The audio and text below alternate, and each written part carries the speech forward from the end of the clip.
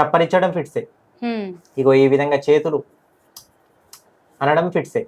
Okay. అదే విధంగా ఒక్క క్షణం ఇట్లా బీరిపోయి ఒక పక్క చూడడం ఫిట్స్. ఓకే. సో ఇట్లా రకరకాలుగా ఫిట్స్ ఉంటాయి. ఇదిగోండి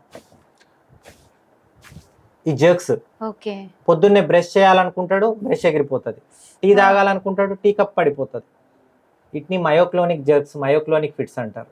మనం ఫిట్స్ అనేది సాధారణంగా ప్రతి ఒక్కరు కూడా చేసేది ఒకటే, కాళ్ళు చేతులు కొట్టుకోవడం అనేది. అంటే దీంట్లో ఏమైనా రకాలు ఉంటాయంటారా? అంటే ఇంకెన్ని రకాలుగా ప్రజెంట్ అయ్యే అవకాశాలు ఎలా ఉంటాయంటారు? చాలా మంచి క్వశ్చన్ అండి. చాలా మంది ఫిట్స్ అంటే మీరు అన్నట్టుగా కాళ్ళు చేతులు కొట్టుకోవడము, కళ్ళు తేలేయడము, లేకపోతే నోట్లో నొరగ రావడము, నాలుక కొరుక్కోవడం, ఇవి మాత్రమే ఫిట్స్ అనుకుంటారు. అవును. కానీ ఇలా బీరిపోయి చూడడం కూడా ఫిట్సే. ఓకే.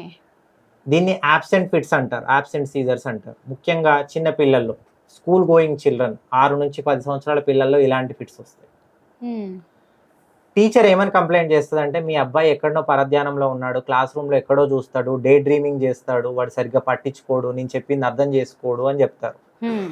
కానీ పాపం వాడికి ఆ టైంలో చిన్న ఫిట్స్ వచ్చిపోయింది. ఆ ఫిట్స్ అనేది కొన్ని సెకండ్ల పాటు ఉంటుంది, 10 సెకండ్లు 15 సెకండ్లు. ఆ టైంలో వాడు యాబ్సెంట్ అయ్యాడు, వాడి బ్రెయిన్ యాబ్సెంట్గా ఉంది. ఇప్పుడు అది ఎలా తెలుసుకోవాలి అంటే, ఇప్పుడు మీరు అలాంటి పిల్లల నోట్స్లు గమనిస్తే, టీచర్ ఏదైనా డిక్టేట్ చేసింది అనుకోండి, మధ్యలో కొన్ని వర్డ్స్ ఎగరగొడతా ఉంటాడు పిల్లవాడు. ఆ టైంలో ఫిట్ వచ్చిపోయింది. రోజుకు 100 ఫిట్స్ కూడా వస్తాయి కొందరికి. అంటే డే అంతా వస్తూనే ఉంటాయి వాడికి, అంటే విత్ ఇన్ సెకండ్ లో వచ్చిపోతూ ఉంటాయి. 10 సెకండ్లు 5 సెకండ్లు ఫిట్స్ ఉంటుంది, పోతుంది. ఓన్లీ ఫిట్స్ అంటే ఏంటి, కొట్టుకోవడం ఏం లేదు, బీరిపోవడం. వాడు ఏది తెలియదు, వాడికి మళ్ళీ నార్మల్ అయిపోతుంది. విదిన్ సెకండ్ యాబ్సెంట్ అయిపోవడం, అంతే. సో ఈ రకమైన ఫిట్స్ ని యాబ్సెంట్ ఫిట్స్ అంటారు. చిన్న పిల్లల్లో, స్కూల్ గోయింగ్ 6 నుంచి 10 సంవత్సరాల పిల్లల్లో వస్తాయి. ఎందుకని చిన్న పిల్లల్లోనే? ఇది కొన్ని బ్రెయిన్ లోపల జన్యుపరమైన కారణాల వల్ల వస్తాయి. కొన్ని ఏమో బ్రెయిన్ లో కొన్ని కరెంట్ తేడా అవడం వల్ల, బ్రెయిన్ లో థాలమస్ అనే ప్లేస్ లో కొన్ని న్యూరాన్స్ వాటికి అవే ఫైర్ అవుతా ఉంటాయి. వీటికి కారణాలు చాలా ఉంటాయి. ఇవన్నీ కూడా జెనెటికల్ కారణాలు ఉంటాయి. ఈ జెనెటికల్ కారణాల వల్ల కూడా వస్తాయి. అంటే జెనెటికల్ అంటే చాలా మంది అడుగుతారు, మా నాన్నకి లేవు సార్, మా అమ్మకి లేవు సార్, మరి నాకెందుకు వచ్చినాయి? మీ నాన్నకి మీ అమ్మకి ఖచ్చితంగా ఉండాల్సిన అవసరం లేదు. ఎవరికో ముత్తాతకు ఉంటాయి, వాళ్ళకి మనకు ఉన్నట్టు తెలియదు. ఎవరో మేనమామ వల్ల నాన్నకు ఉంటాయి, తెలియదు. ఎవరో రావచ్చు. ఖచ్చితంగా ఉండాల్సిన అవసరం లేదు. నేను అదే చెప్తున్నాను, ఖచ్చితంగా ఉండాల్సిన అవసరం లేదు. వీళ్ళలో ప్రాబ్లం ఏంటంటే, మమ్మల్ని అడుగుతారు పేషెంట్స్, ఫిట్స్ తో తీసుకొస్తారు. అసలు ఫస్ట్ ఆఫ్ ఆల్ ఇలాంటివి ఫిట్స్ అంటే నమ్మరు.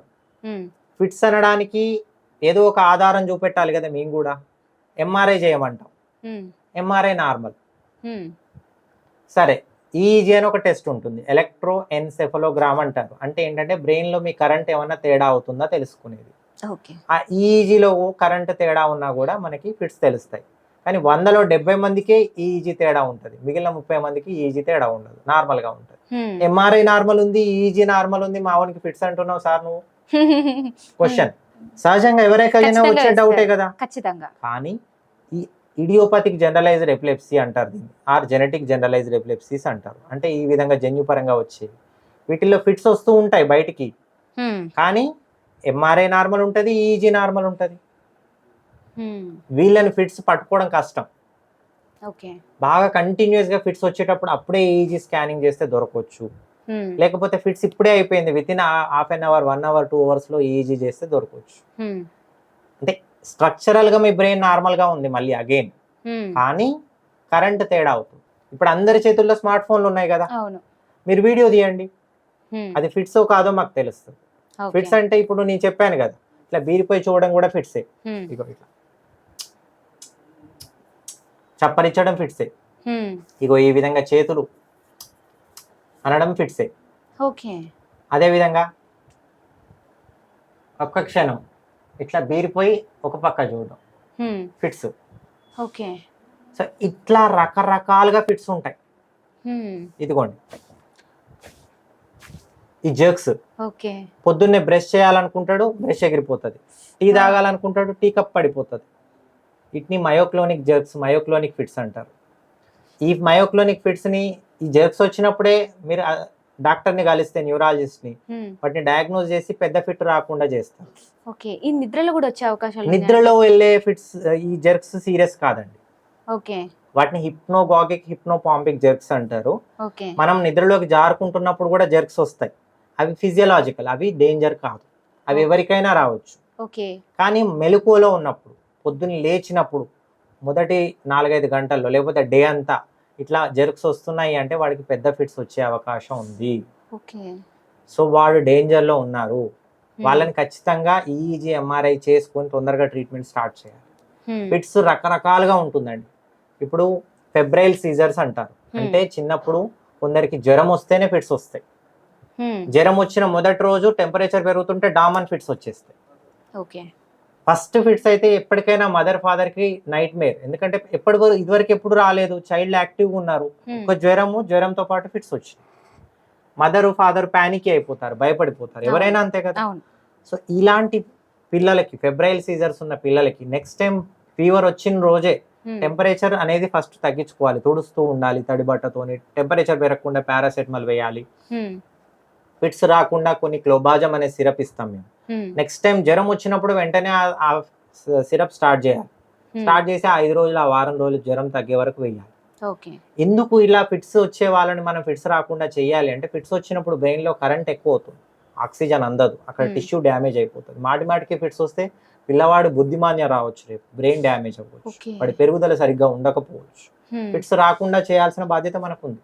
అదే విధంగా ఈ రకమైన ఫిట్స్ చిన్నప్పుడు ఫీవర్ వచ్చి, ఫెబ్రైల్ సీజర్స్ వచ్చి ఫిట్స్ వస్తాయి కదా, వాళ్ళు కొన్ని సంవత్సరాలు బాగుంటారు, ఒక 10 ఏళ్ళు 15 ఏళ్ళు బాగుండి మధ్యలో తర్వాత మళ్ళీ వస్తాయి ఒక 15 ఏళ్ళ తర్వాత.